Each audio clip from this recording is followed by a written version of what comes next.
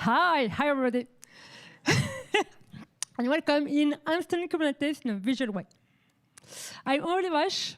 I'm a developer advocate at OVHcloud, and I love to try to make complex technology accessible to everyone.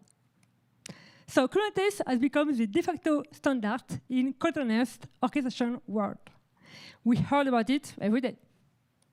But it can be difficult and time-consuming to understand Kubernetes. And it is not easy to know where and how to start. So maybe a new way of learning can help us to understand Kubernetes. What if I told you that several years ago I invented a new way of explaining Kubernetes visually by accident? I will tell you my story. In 2020, during the first lockdown, I lay down on my bed and I imagine for me what is a pod. And I started drawing Pokeballs. Yeah. For me, a pod is a Pokeball, and you can have one or more containers inside it. It was a first draft, so it wasn't very, very beautiful, but it was the beginning of a great adventure. And then I put it, even if I have zero confidence of what I do. I share it on Twitter, and I had a lot of good reaction telling me that it was good and that I had to continue to do it. So I continue. I publish one sketchnote per week for months and months and months. And I created the first version of the ebook some months later.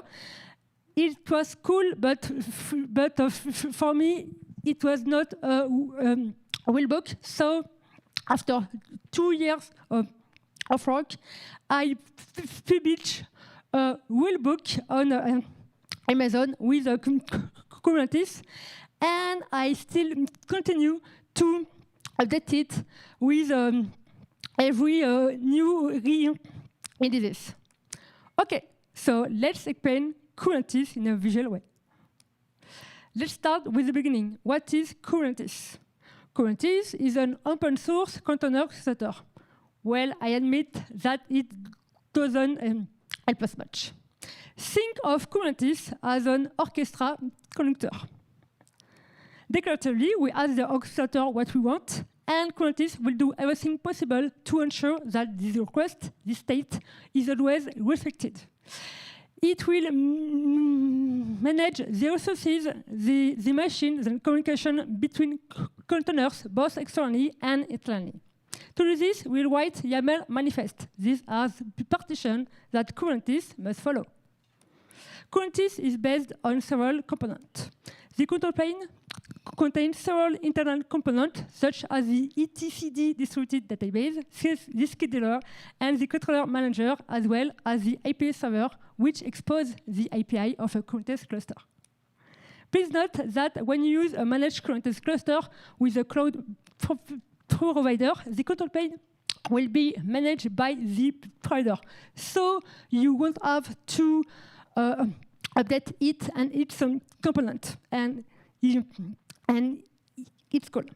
In the data plane, you have kubelet and kubeproxy, which run on each node. We can interact with the API server of a Kubernetes cluster with kubectl, a command line tool. Okay, so now we will explain several concepts in a visual way. Let's start with nodes. A node is a physical or a virtual machine. A node provides CPU, GPU, memory, storage, and network connectivities. Each node contains the services needed to run pods, such as the container runtime, kubeproxy, and kubelet. Okay, it's good, it's okay. So now, let's explain pods.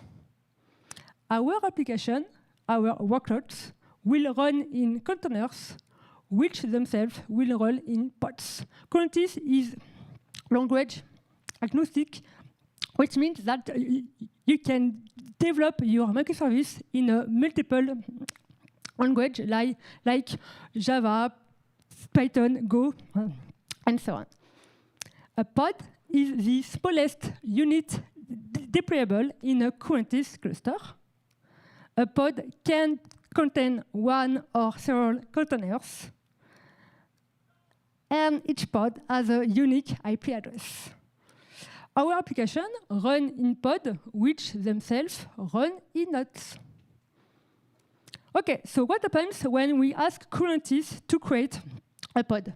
The scheduler component will search which node, which machine is more convenient to place it according to CPU, memory requirements. Scheduler can do it, but in order to help him, it's useful to define requests in containers of a pod. Thanks to that, the pod will be placed in the correct node. Once placed by the scheduler, the pod is in pending status. Kubernetes will attempt to pull the image from a registry. Once the image is retrieved, Kubernetes creates the containers and starts them. Then the pod is in running status, and your application is now started and running. Okay, now let's see what is a deployment. Deployments are responsible that pods they handle are running. If a pod becomes unhealthy, it will create a new pod and delete the old one. Bye-bye.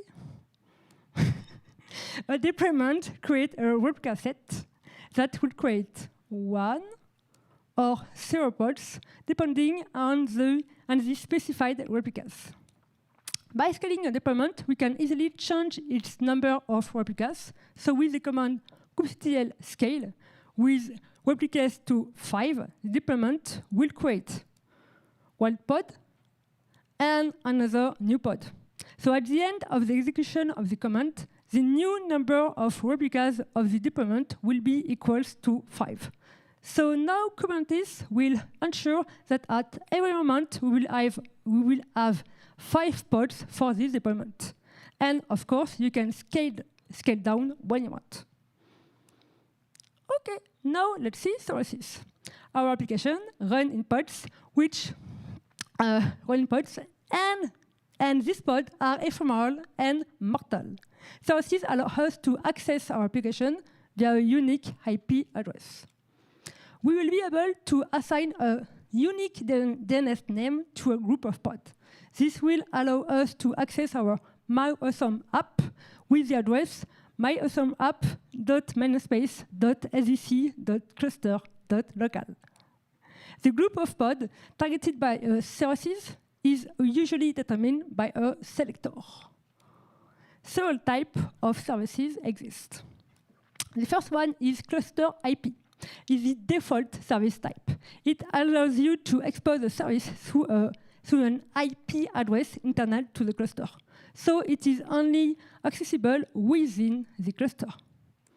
The node port will be accessible outside the cluster, but with the IP of a node. The load balancer service assigns a fixed IP address and create an external load balancer for the cluster. This solution only works with a cloud provider. So in this example, we have our application running in a pod, exposed through a service. An external load balancer has been deployed at OVHcloud. An external IP address has been created, so now I can use it to access my application. And the external name service allows you to provide an internal alias for the cluster that redirects to an external name address. Okay, so now let's see namespace. What is it? A namespace is a form of isolation. This allows you to isolate your application by project, by team, or by family of components. Resource name must be unique within a single namespace, but not across other namespaces. So you can have a service name, my SVC in my namespace 1 and in my namespace 2, but you can't have two resources with the same name in the same namespace. It is not possible. Be careful if you delete a namespace, all resources, all objects inside will be deleted as well. It's a normal behavior, but it's useful to know it. And not all Kubernetes resources run inside the namespace. It is the case for node and persistent volume. They are cluster-wide. OK, now let's see parts, jobs. A job is a process that takes a certain amount of time to execute. For example, a job can be created for several use cases, for batch process, for backup, for database migration and cleanup. A job runs one or several pods and ensures that a specific number of pods are complete successfully. Concretely, a pod created by a job has a mission, and it needed to complete it. A job can be executed once, it can be sequential, or it can launch several pods in parallel.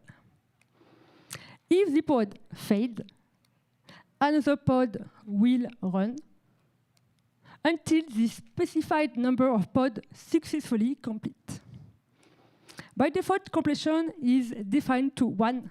If we set completion to 3, job controller will spawn parts until the number of completion is reached. And jobs can be indexed. It means that you can configure a job that will run several pods that will process a different chunk of data. And as pods are launched by job, if the pod fails, another pod will be created until its mission is complete. And let's see a last concept, a cron job. Cron jobs allow to launch scheduled tasks periodically. A cron job launches a job which can launch one or several pods. It's full for database backup, cleanup task, and some periodic tasks like a mail sender. And it is based on the cron format. A lot of other concepts exist, but I have only 10 minutes. So to conclude, by listening to my creativity and my imagination during a not easy period of my life, I created a new way of explaining complicated technical concepts and shows that it was possible. And I realized that my different way of explaining could help other people of different jobs, ages, continent, and culture. My purpose for this talk is to encourage you to listen to your own imagination and your own creativity and share it otherwise. I will do a book signing tomorrow and on Wednesday at the OVH booth, so don't hesitate to come. Books will be free, and I will do a little draw. Thank you.